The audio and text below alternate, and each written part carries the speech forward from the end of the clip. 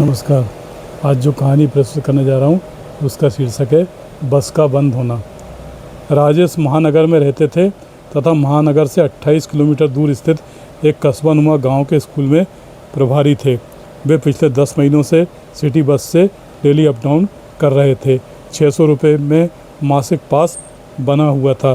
कोई परेशानी नहीं आती थी, लेकिन चुनाव से पहले अचानक बस का परिचालन बंद होने से वे परेशानी में पड़ गए थे।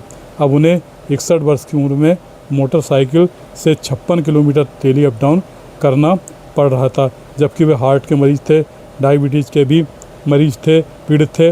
अटैक के बाद 30% हार्ट के सहारे जिंदा रहते हुए मोटरसाइकिल से आना जाना कर रहे थे। आज जब वह शाम को 6:30 बजे ड्यूटी से घर आए तो काफ़ी थके हुए, उदास और हताश लग रहे थे। चुनाव संपन्न हुए 2 महीने होने जा रहे थे, लेकिन बसों का संचालन शुरू नहीं हुआ था। सरकार भी गठित हो गई थी, फिर भी बसें नहीं चल रही थी। वे आकर कुर्सी पर बैठते हुए पत्नी से बोले, अभी तो रिटायरमेंट में पूरे 1 साल बाकी है, कैसे निकलेगा ये समय। आज मौसम भी ख़राब था, कोहरा घना था, खूब ठंड थी और आँखें गड़ा गड़ा कर धीरे धीरे मोटरसाइकिल से स्कूल गए लौटे थे। आधा रास्ता बहुत ख़राब था और बाकी आधे रास्ते पर ट्रैफिक बहुत ज़्यादा था। बस कब चलेगी इसका उनकी पत्नी सरला के पास कोई जवाब नहीं था। वह इतना ही बोली कि रोज़ भगवान से प्रार्थना करती रहती हूँ कि बस चला दो, पर भगवान सुनते ही नहीं है। कहाँ 600 रुपये में महीने भर आना जाना होता था और अब कहाँ 3000 रुपये का तो पेट्रोल में ही लग जाते हैं, और सफ़र भी बस की तरह आरामदायक तथा सुरक्षित नहीं है। राजेश जी की हालत ये हो गई थी कि जब उनके स्कूल जाने का समय होता तो वे गहरे तनाव में आ जाते। 15 दिन पूर्व हुए एक्सीडेंट ने तो उनका आत्मविश्वास ही डगमगा दिया था, जबकि इसमें उनकी कोई गलती नहीं थी। सुबह वे स्कूल की ओर निकले थे कि तिराहे पर अंधी गति से कार चलाते हुए आए कार चालक ने मोड़ पर भी रफ्तार धीमी नहीं की। राजेश जी ने ब्रेक लगाकर बचने की कोशिश की, पर वह उन्हें टक्कर देता हुआ सीधे निकल गया। उसने कार रोकी ना, स्पीड कम की, ना मुड़कर देखा। कितना बेरहम इंसान रहा होगा। वो कार चालक लोगों ने उन्हें उठाया, मोटरसाइकिल खड़ी की। का साइड वाला कांच टूटकर चकनाचूर हो गया था। उनके पाँव में घुटने तथा उसके नीचे चोट आई थी।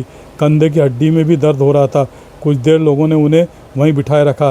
राजेश जी ने देखा कि उनके कंधे में दर्द तो हो रहा है, पर ठीक से काम कर रहा है।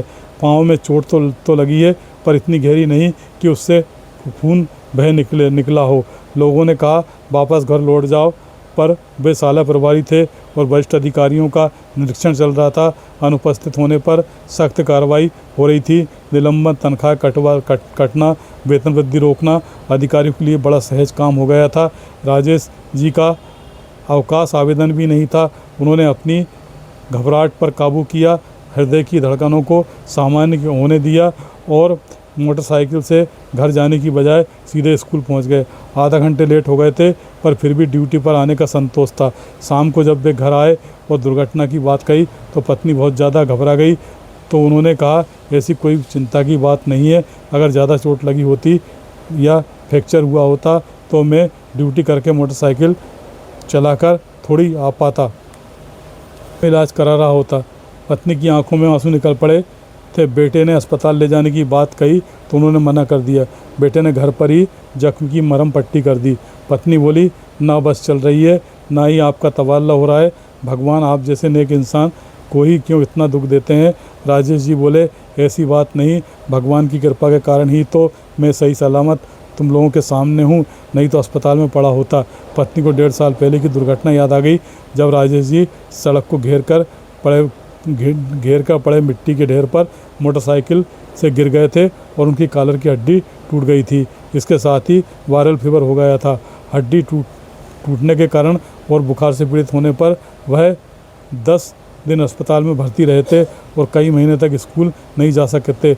उस घटना की याद कर पत्नी बोली, एक्सरे करा लो, कहीं फ्रैक्चर तो नहीं है। उन्होंने कहा, कैसी बातें करती हो, इसकी कोई ज़रूरत नहीं।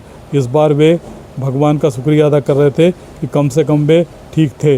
उस रात उन्हें दर्द के मारे नींद नहीं आई, पर सुबह वे फिर मोटरसाइकिल से स्कूल के लिए निकल गए थे।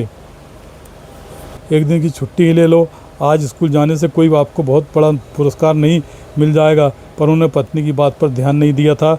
आज वो स्कूल की एक मैडम ने यहाँ तक कह दिया कि सर ऐसे मौसम में आप कार से आइए, इस हम कमाते किस लिए हैं, क्या ऐसी स्थिति में भी पैसों का रोना रोएंगे।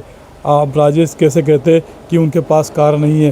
कार के बदले उन्होंने 22 लाख रुपए का भूखंड खरीद लिया है, जिसे वे अपना फ्लैट बेचकर रिटायरमेंट के पहले मकान बनवाना चाहते हैं। 15 लाख रुपए का कर्ज अभी वैसे ही उनके सर पर है, जिसके पैर न फटी बिवाई वो क्या जाने पीर पर आई। पत्नी बोली सरकार बदल गई है, अपना ऐसी जगह तबादला करा लो जहाँ बस से आना जाना कर सको। राजेश बोले तुम जानती हो कोई नृप हमें कहानी, चेरी छोड़ी न होए रानी। हमारा कौन है जो हमारे बारे में सोचे, नहीं बस चलती है तो मत चलने दो, मोटरसाइकिल से ही अपना आना जाना करेंगे। आखिर एक दिन मरना सभी को है, मौत से डरकर अपने कर्तव्य से क्यों मुंह मोड़ें। सरला उनकी बात सुनकर क्या कहती, बोली कुछ नहीं, पर भीतर ही भीतर गम को पीती रही।